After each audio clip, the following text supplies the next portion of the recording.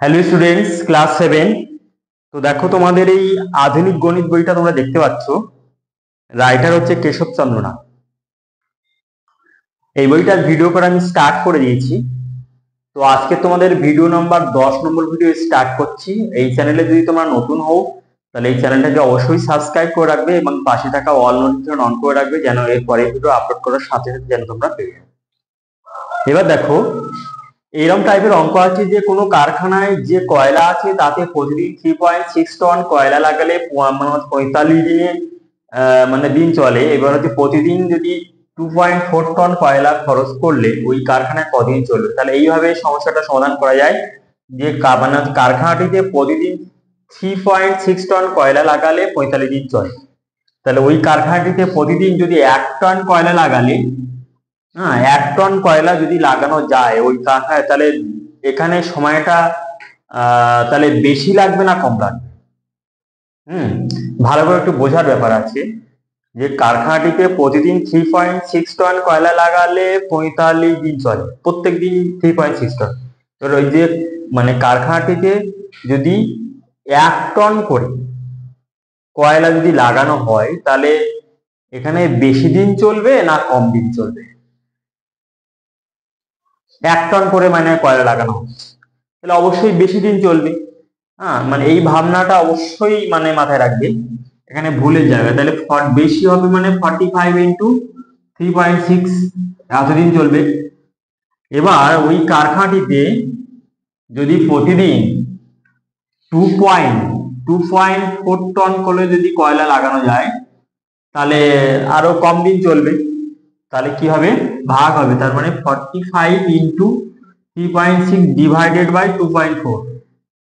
তাহলে কাটাকাটি করলে তাহলে কত হবে, এখানে একটার পরে দশমিক দশমিকের পরে একটা সংখ্যা আছে, একটা সংখ্যা দশমিক আউট। 4 দিয়ে কাটলে 4 নং 36, 4 ছক 24, আর 3 থেকে 9, 3 দুগুণ 6। তার হবে 45 ইন্টু 3 ডিভাইডেড বাই 2। তার 3 বাজে 15 1, 13 বাই 2। তার 135 কে যদি 2 দিয়ে ভাগ করা হয়, 6 দুগুণ 12, 7 দুগুণ 14। তার হচ্ছে কত, 67 পূর্ণ 1/2, এতদিন। এটা আনসার। তাহলে কারখানাটিতে যদি প্রতিদিন 2.4 টন করে যদি কয়লা খরচ করলে ওই কয়লায় কতদিন চলবে, 67 পূর্ণ 1/2 চলবে। এটা হলো আনসার। তাহলে অঙ্কটা আশা করি বুঝতে পারলে। এরপরে দেখো নেক্সট ম্যাথ করবো। দেখো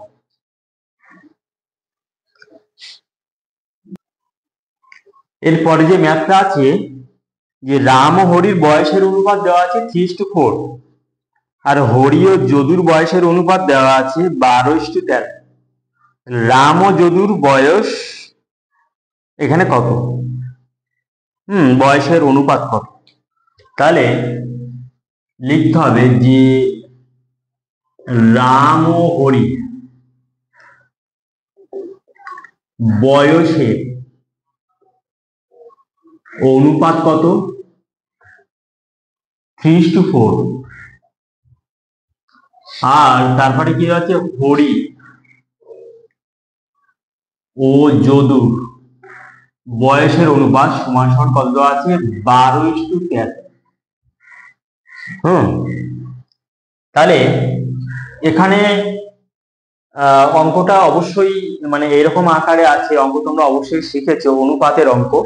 যে ধরো এরকম টাইপের অঙ্ক যে a:b সমান সমান যদি 2:3 হয়, তাহলে b:c সমান সমান যদি 4:5 হয়, তাহলে a:b:c সমান সমান কত, এই টাইপের অঙ্ক।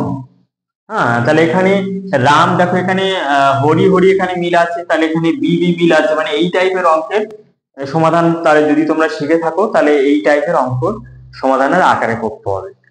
তাহলে এখানে দেখো রাম ও হরির বয়স, এখানে হরি আছে, এখানে হরি আছে। তার এই হরির দুটোর বয়স এখানে ভিন্ন আছে, অর্থাৎ এখানে রেশিও 4, এখানে 12 আছে। তাহলে দুটো রেশিও সমান করতে হবে। তাহলে সমান করতে গেলে কি করতে হবে, 4 এখানে 12, 4 আর 12 লসাগু কত, 12। তাহলে এখানে 12 তৈরি করতে হবে। তার হচ্ছে এখানে 12 অলরেডি তৈরি আছে, এখানে 12 করতে গেলে এখানে উভয় পক্ষ দিয়ে 3 দিয়ে গুণ করে দাও, 9:12। আর এখানে 12:13টা যা আছে তাই লিখে দাও। তাহলে এখানে 12 মিল হয়ে গেল, কারণ এখানে হরি আর হরি আছে বলে এখানে মিল করতে হবে। তাহলে এখান থেকে লম্বা করে দাগ দাও যে অতএব রাম, হরি ও যদুর বয়সের অনুপাত সমান কত হবে? তাহলে 9:12:13 হবে। এবার এখানে উত্তর চেয়েছে যে রাম ও যদুর বয়সের অনুপাত, তাহলে এখান থেকে লিখে দাও। তাহলে অতএব রাম ও যদুর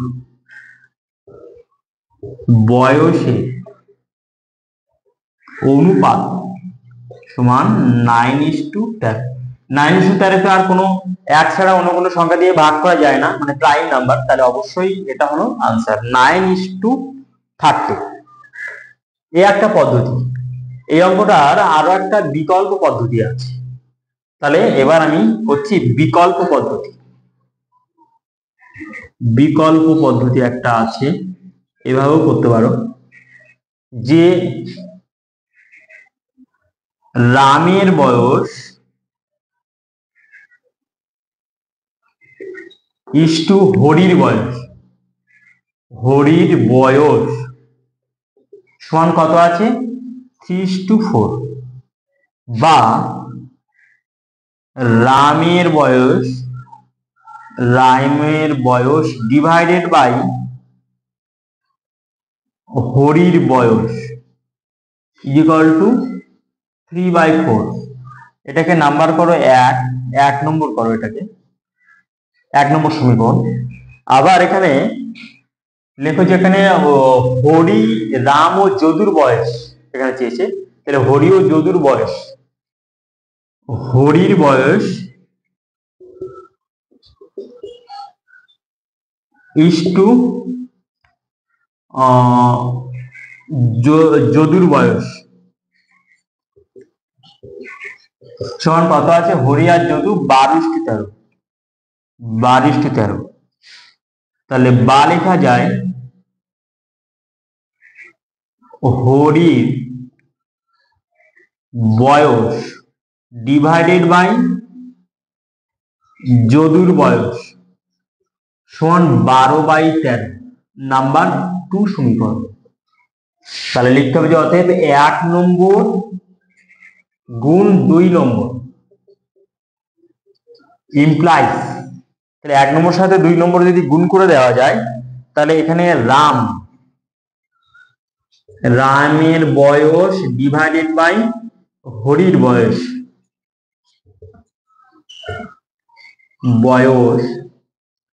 ইন্টু হরির বয়স